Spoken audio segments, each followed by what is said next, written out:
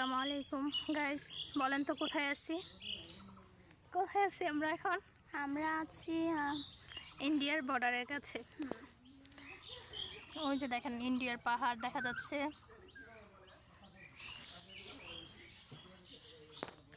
অনেক গরম, অনেক গরম।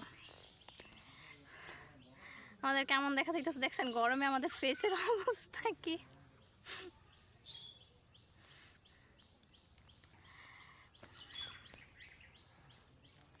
ওই যে ইন্ডিয়ার পাহাড়, যাচ্ছে।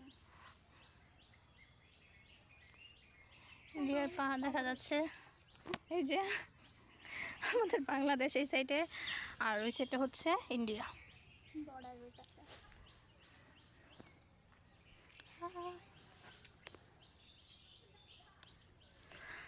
আমরা তো